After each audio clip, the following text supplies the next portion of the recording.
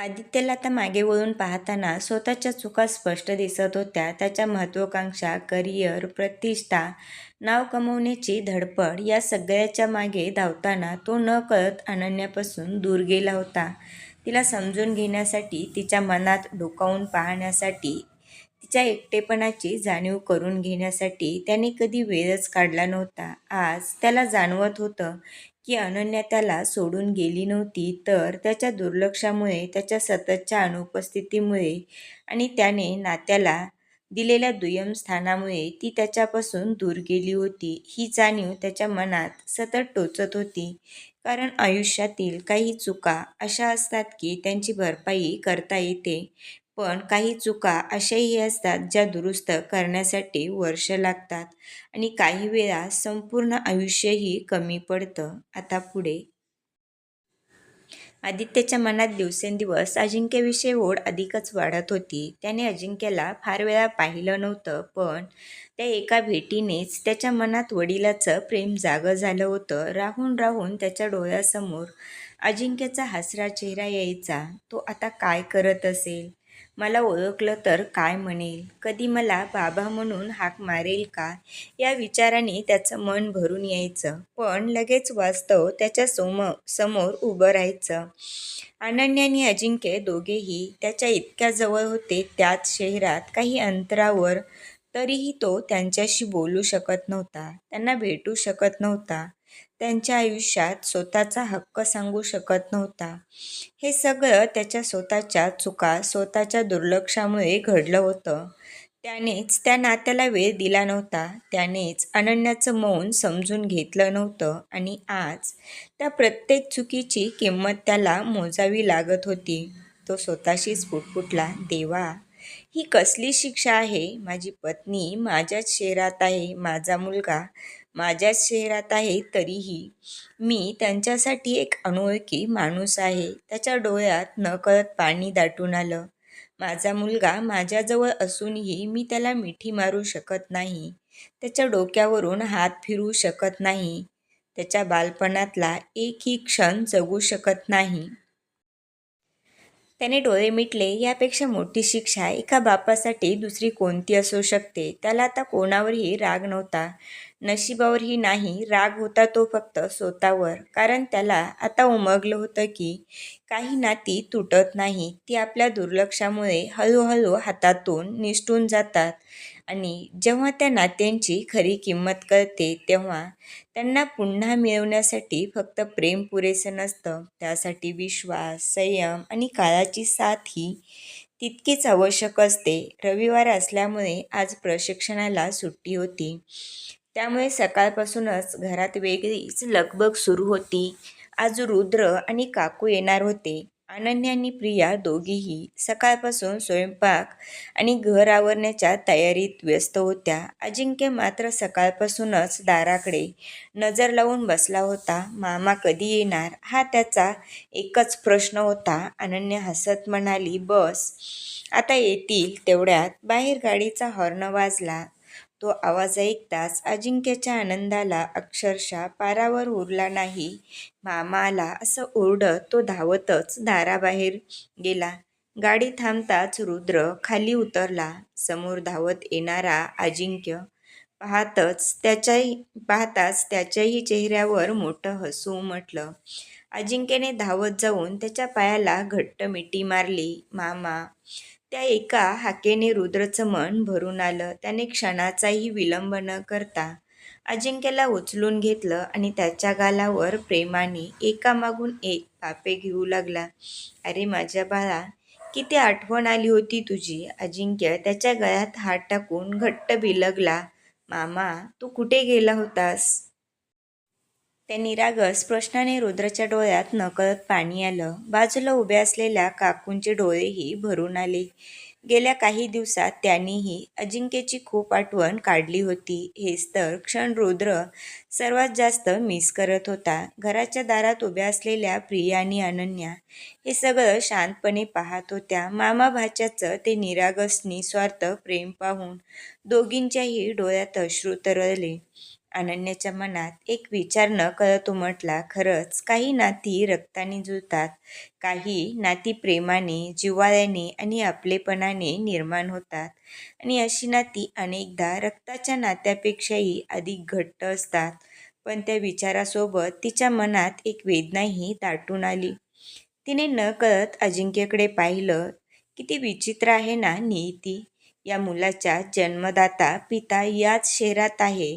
तो आपल्या मुलावर मनापासून प्रेम करतो, पण परिस्थिती अशी आहे की त्याला ते प्रेम व्यक्तही करता येत नाही. आपल्या मुलाला मिठी मारण्याचा, त्याच्यासोबत हसण्याचा, त्याला माझा मुलगा म्हणून हाक मारण्याचाही अधिकार तो आज जगासमोर सांगू शकत नाही. त्या विचाराने तिचं हृदय पुन्हा एकदा भरून आलं. तिला आदित्यवर राग नव्हता, होता त्या फक्त काळाने दोघांच्या आयुष्यात निर्माण केलेल्या दुराव्याच्या खोल जखमा. आणि त्या जखमामध्ये सर्वात निरागस होता अजिंक्य, जो प्रेमाने सर्वांना आपलंसं करत होता, पण अजूनही स्वतःच्या आयुष्यातील सर्वात मोठ्या नात्याच्या सत्यापासून अनभिज्ञ होता. मामाभाच्याचं ते निस्वार्थ प्रेम पाहताना अनन्याच्या मनात पुन्हा एकदा विचारांचं वादळ उठलं. मी अजिंक्यला त्याच्या वडिलांपासून दूर ठेवून चूक तर करत नाही ना? हा प्रश्न तिच्या मनात पुन्हा पुन्हा उमटत होता. आदित्यने चुका केल्या होत्या हे खरं होतं. त्यांच्या नात्यात मतभेद झाले होते हेही खरं होतं, पण त्या सगळ्यात अजिंक्यचा काय दोष होता? त्यालाही त्याच्या वडिलांबद्दल जाणून घेण्याचा अधिकार आहे, आणि आदित्यलाही त्याच्या मुलाबद्दल. तिने स्वतःलाच मनात उत्तर दिलं, उद्या अजिंक्य मोठा झाल्यावर जर त्याने मला विचारलं माझे बाबा कोण आहेत, तर मी काय उत्तर देणार? हा विचार तिच्या मनाला अस्वस्थ करून गेला. तिला वाटलं, दुसऱ्यांकडून त्याच्या वडिलांबद्दल ऐकण्यापेक्षा एक दिवस मीच त्याला सगळं खरं सांगायला हवं. त्याला त्याच्या वडिलांचं प्रेम मिळणंही तितकंच आवश्यक आहे. क्षणभर ती गंभीर झाली. आमच्या दोघांमध्ये मतभेद आहेत. त्या मतभेदांची शिक्षा अजिंक्यला मिळायला नको. त्याच्या आणि त्याच्या वडिलांच्या नात्यामध्ये मी भिंत बनून उभी राहू शकत नाही. तिच्या डोळ्यासमोर क्षणभर आदित्यचा चेहरा तरळून गेला, पण पुढच्या क्षणी तिने एक दीर्घ श्वास घेतला. आता नाही, योग्य वेळ आल्यावर या सगळ्यांचा विचार करू, असं म्हणत तिने मनातलं सगळे विचार बाजूला सारले आणि पुन्हा सर्वांच्या गप्पांमध्ये सहभागी झाली. रुद्र आणि काकूंना जाऊन अवघे 8 दिवस झाले होते, पण त्या 8 दिवसांचा विरह जणू 8 वर्षासारखा वाटला होता. अजिंक्य तर मामाला क्षणभर सोडायला तयार नव्हता. तो सतत त्याच्याच मागे फिरत होता. थोड्या वेळाने तो हळूच रुद्रच्या कानाजवळ गेला आणि अगदी गुपित सांगावं अशा आवाजात म्हणाला, मामा, मला आईस्क्रीम खायचंय. त्याचं ते निरागस बोलणं ऐकून रुद्रच्या चेहऱ्यावर आपोआप हसू उमटलं. त्याने प्रेमाने अजिंक्यचं नाक हलकंसं ओढलं आणि म्हणाला, अरे वा, इतकी मोठी इच्छा आहे का? अजिंक्यने लगेच मान हलवली. रुद्र हसत म्हणाला, ठीक आहे, आधी सगळे मिळून जेवण करू, मग आपण सगळे आईस्क्रीम खायला जाऊ. हे ऐकताच अजिंक्यच्या चेहऱ्यावर आनंद फुलला. खरंच? हो, अगदी खरंच, असं म्हणत रुद्रने त्याला पुन्हा एकदा मिठीत घेतलं. अजिंक्य आनंदाने टाळ्या वाजवू लागला आणि त्याच्या त्या निष्पाप हास्याने घरातलं वातावरण आणखी आनंदी झालं. काही क्षणासाठी तर सर्वांनी आपल्या मनातील दुःख, काळज्या आणि न बोललेल्या वेदना विसरला, कारण त्या क्षणी घरात फक्त एक लहानग्या आनंदाचाच उत्साह सुरू होता. सर्वांनी एकत्र जेवण केलं. जेवण झाल्यानंतर काकू आणि अनन्या घरातच गप्पा मारत बसल्या. अनन्याने मुद्दाम रुद्र आणि प्रिया आणि अजिंक्यसोबत आईस्क्रीमला जाणं टाळलं होतं. तिच्या मनात एकच इच्छा होती, रुद्र आणि प्रियाला थोडा एकांत मिळावा. रुद्र, प्रिया आणि अजिंक्य आईस्क्रीम पार्लरमध्ये पोहोचले. तिघेही एका टेबलवर जाऊन बसले. रुद्रने तिघांसाठी आईस्क्रीम ऑर्डर केली. आईस्क्रीम समोर येताच अजिंक्यने त्यावर अक्षरशः तुटून पडला. त्याचा तो उत्साह पाहून रुद्र आणि प्रिया दोघेही हसू लागले, पण आईस्क्रीम खात असतानाही अजिंक्यच्या मनात काहीतरी सुरू होतं. त्याचं लक्ष समोर ठेवलेल्या प्रियाच्या आईस्क्रीमवर होतं. त्याची आईस्क्रीम संपवून प्रियाचीही खायची होती. रुद्रला प्रियाशी काहीतरी बोलायचं होतं, पण नेमकं काय आणि कसं बोलावं हे त्याला समजत नव्हतं. तो वारंवार तिच्याकडे पाहत होता आणि जणू काही योग्य शब्द शोधत होता. तेवढ्यात रुद्रने सहज विचारलं, अजिंक्यने तुला त्रास तरी दिला नाही ना? प्रिया हसत म्हणाली, पहिले 1-2 दिवस नाही, पण आता रोज तुझ्याबद्दल विचारतो. मामा कधी येणार? मामा कुठे आहे? असंच सारखं विचारत असतो. प्रिया बोलत असताना रुद्रच्या चेहऱ्यावर हसू उमटलं. त्याला माझी खूप आठवण येते, तो हलक्या आवाजात म्हणाला. त्यालाच? आणखी कोणाला? रुद्रने ते अगदी हळू आवाजात म्हटलं होतं, पण प्रियाच्या कानावर ते स्पष्टपणे पडलं. ती क्षणभर स्तब्ध झाली. तिने एकटक रुद्रकडे पाहिलं. रुद्रच्या लक्षात तिची नजर आली. अशी काय बघतेस? त्याने सहज विचारलं. प्रियाने काहीच उत्तर दिलं नाही, फक्त नकारार्थी मान हलवली आणि पुन्हा अजिंक्यकडे पाहू लागली. पण तिच्या मनात मात्र रुद्रच्या त्या एका वाक्याने अनेक प्रश्न निर्माण झाले होते. रुद्रलाही जाणवलं होतं की त्याच्या तोंडून काहीतरी जास्तच निघून गेलं आहे, पण समोर अजिंक्य असल्यामुळे त्या विषयावर पुढे काही बोलणं शक्य नव्हतं. अजिंक्य मात्र या सगळ्यांपासून अनभिज्ञपणे आपला आईस्क्रीम खाण्यात मग्न होता. कधी तो रुद्रकडे पाहायचा, कधी प्रियाकडे, आणि त्या दोघांच्या मनात मात्र न बोललेल्या प्रश्नांचं एक वेगळंच वादळ सुरू झालं होतं. आईस्क्रीम खाऊन तिघेही घराकडे निघाले. दिवसभराच्या खेळामुळे अजिंक्यला गाडीतच झोप लागली आणि काही वेळातच तो गाढ झोपून गेला. घरी पोहोचल्यावर काकू आणि अनन्या झोपायला गेल्या होत्या. रुद्रने अलगद अजिंक्यला उचलून घेतलं आणि अनन्याच्या खोलीत नेऊन तिच्या बेडवर झोपवलं. त्याच्यावर चादरी व्यवस्थित पांघरून तो हळूच खोलीबाहेर आला. हॉलमध्ये प्रिया सोफ्यावर शांतपणे बसली होती. रुद्र काही क्षण तिच्याकडे पाहत उभा राहिला, मग धीर करून तिच्या बाजूला येऊन बसला. काही क्षण दोघांमध्ये शांतता होती. शेवटी रुद्रने शांतता मोडली. तुझा हा आठवडा कसा गेला? प्रियाने त्याच्याकडे न पाहताच म्हणाली. ठीक गेला.